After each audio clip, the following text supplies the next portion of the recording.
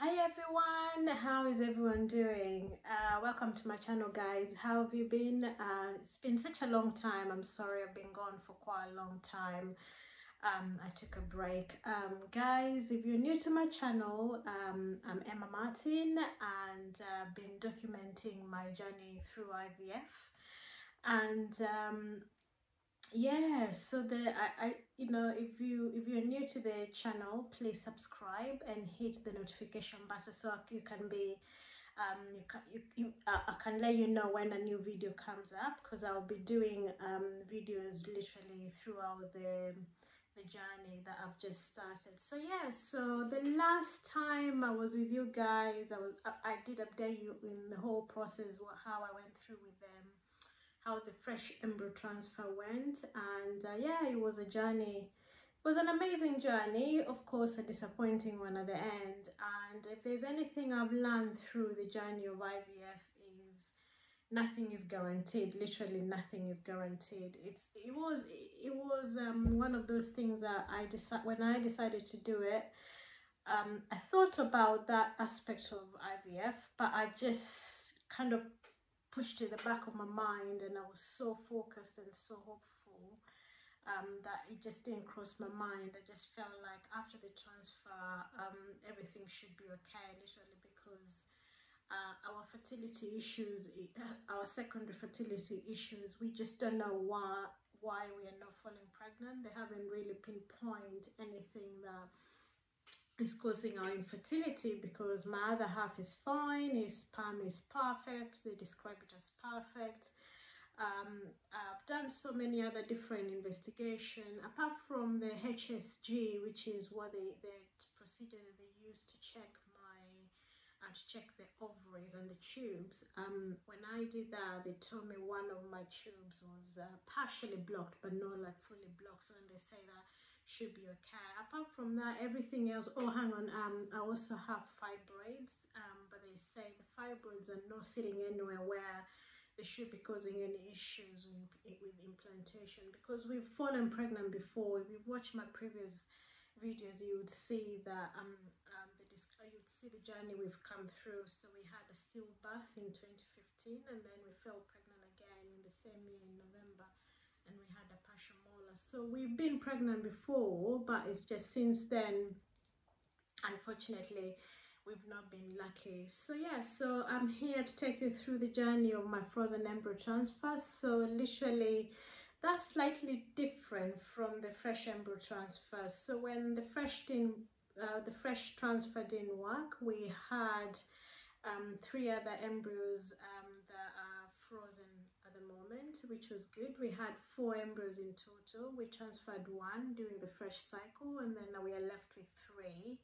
So we are now preparing to go and transfer the next one. So they transfer according to the quality of the eggs. So the one that was transferred during the fresh embryo was 4AA, so it was like the top quality. So we're gonna have the second one down from the 4AA being transferred. I think that's 4AB, I'm not very sure, but and then we have the second and the third, the third and the 4th embryo that we're gonna leave for, just in case this one doesn't work out. But of course, guys, I've got to go into this with faith and hopefully that it's gonna work. But if it doesn't, then we still got 2 more that we can, 2 more chances to try and see if we can fall pregnant. So yeah, so basically what happened with after that, our clinic has a protocol where you have to have 2 natural bleeds before they can move you to the next cycle, which is the frozen embryo transfer. So our failed transfer was end of April, early May. So I had my first period that came around the time that was supposed to have tested if I was pregnant. So that one, they don't count that one. So we had the whole of May and the whole of June, and then after that, so you tell them when is your. So when I told them my last first day of my periods, and that's when they kind of set everything rolling, for frozen embryos. So what happens is they send you the schedules. It's almost similar schedule as the fresh embryo transfer. Slightly different, of course. Different medication, and how you do is different. As you can see, my schedule is up here, literally just to remind me each day what to do. So slightly different with the fresh transfer, we were doing stimulating all the ovaries and to kind of in the follicles to produce the ovaries. This time we're going under what we call down regulation.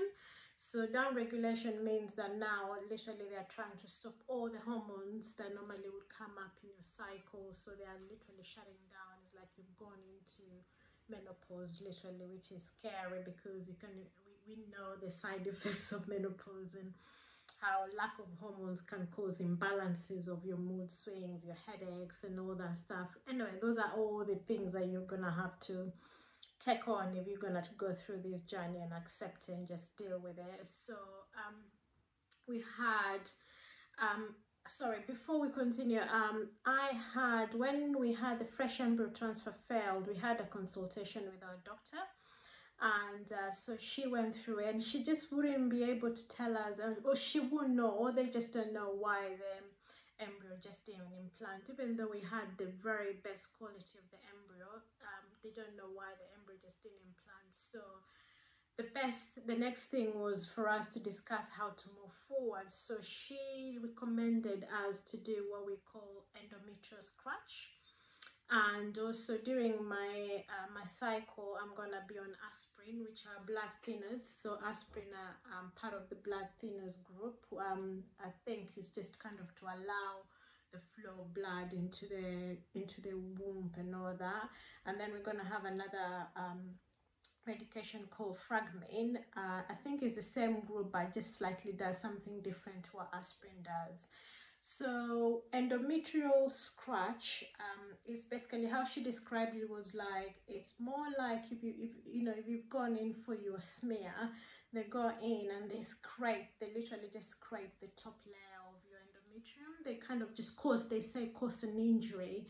So when they do that, it kind of just causes the cells and the blood, they call it, she said white cells will kind of flood into the top, to the wound area where she scratched off the cells. So the white cells are just gonna flood there, and then they kind of just, like, if you think about it, it's like if you've had what do you call, like someone has scratched you, or you scratch your, top layer of your skin is scratched, you're gonna have that healing process. So I think that's what they're trying to achieve.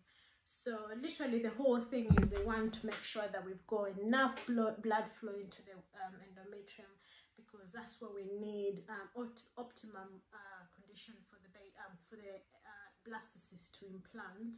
So they do that between day 19 and day 23 of your ovulation cycle. So when I told them my first day of my periods, end of last month, they scheduled the endometrial scratch. So yeah, so it's something you can think about if you're going through this journey, that you can ask your doctors. It's not very expensive, of course. It's something else on top of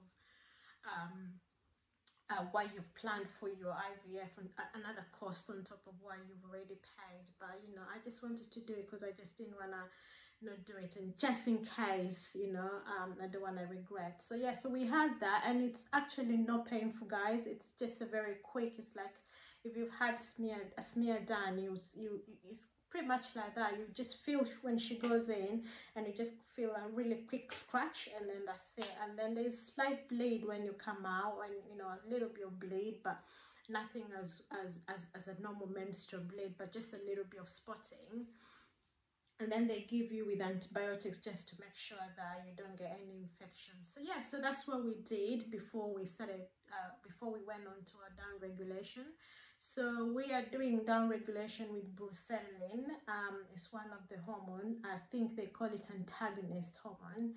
So it's just gonna stop all the cycles, all the other hormones from kicking in to bring on the cycle that is gonna bring on the menstruation and all that. So they just want to make sure that they stop all that, so that they can literally they can manage your cycle to how they want it to be. So yeah, so we started our brucellin yesterday, guys, my first day of my down regulation, and I'm gonna continue taking that brucellin for a period of time until when they tell me on the schedule, they tell you when to start estrogen. So estrogen is a different one from bruserelin, so it will do some completely different from bruserelin.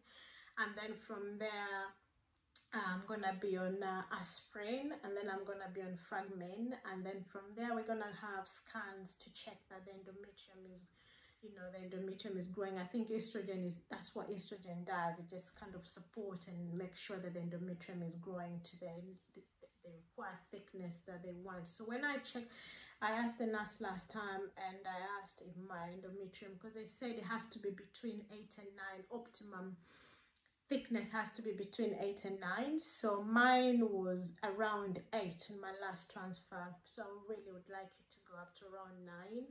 And then they said they have to see a triple layered endometrium, which my nurse said that when they did the scan, my endometrium was triple layered. So yeah, so that's what we are gonna do, guys. So we are on day 1 of bruserelin. Today's day 2 of bruserelin, and I'll keep you updated on how everything is going.